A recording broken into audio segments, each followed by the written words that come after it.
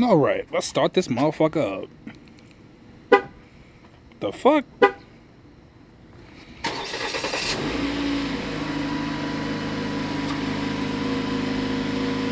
Ah, god damn it.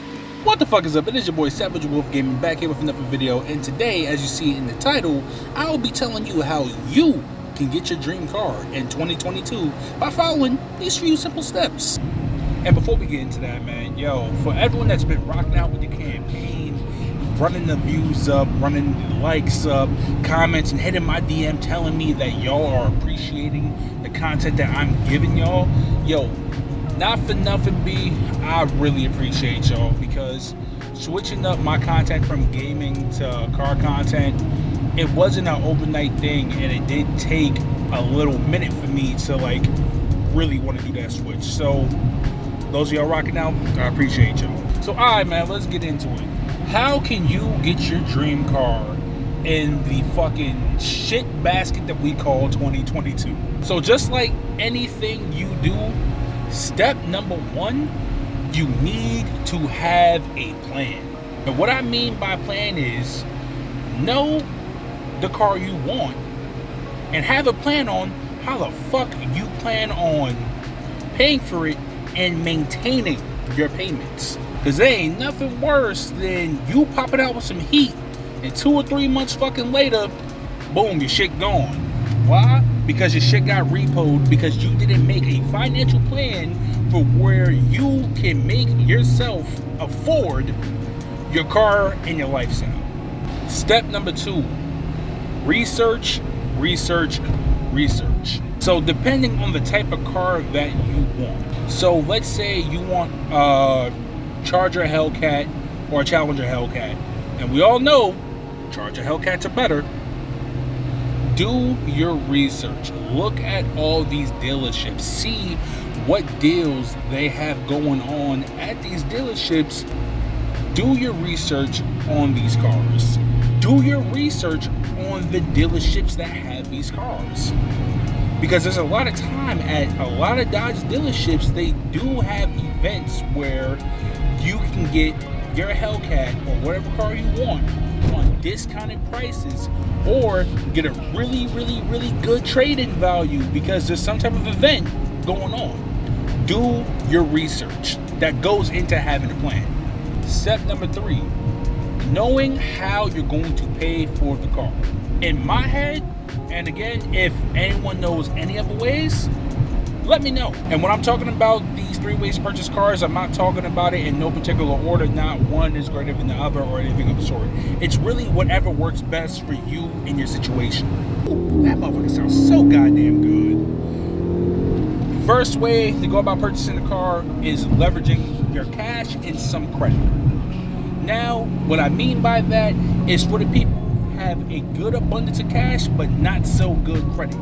If you have an abundance of cash, so let's say you have like $5 grand to like 10 grand to be able to put down on a car. Now granted, if your credit's not the best, even with all that money down, you will still more than likely have super high payments and a shitty ass APR, or you might get really lucky because again, you have to look at what these dealerships are having as in specials and deals for whatever vehicle you're looking to purchase.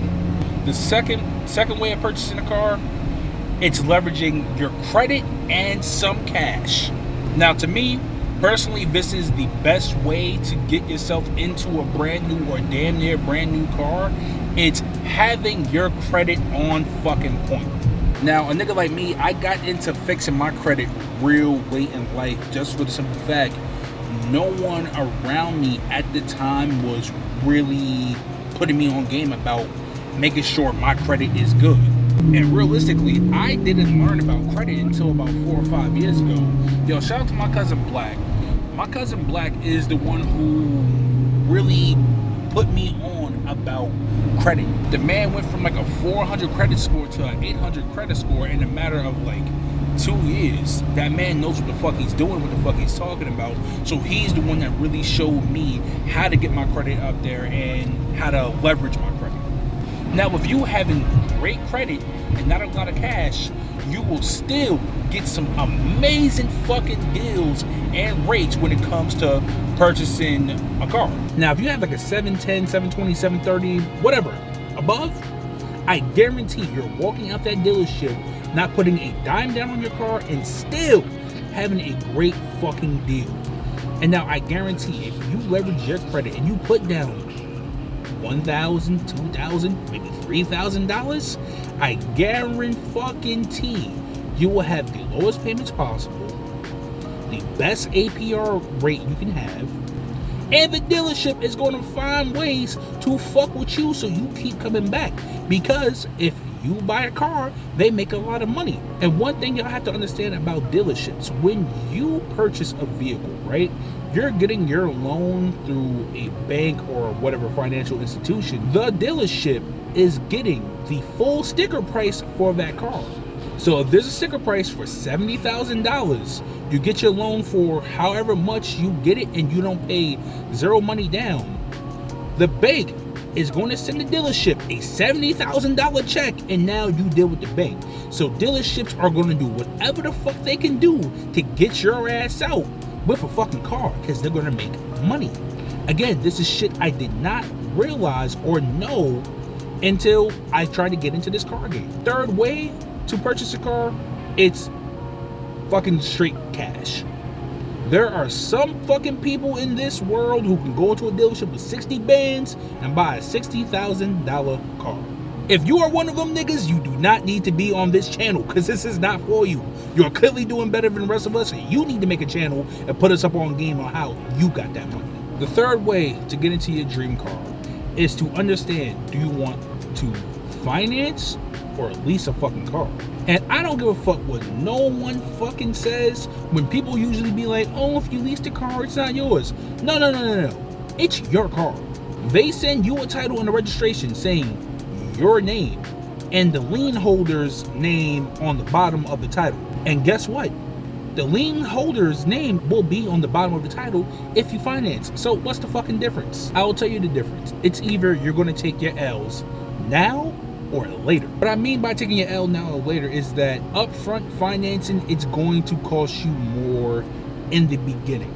Because when you finance, you're paying your installment, you're paying your APR rate, and whatever interest that should accrue because of the depreciation of the vehicle.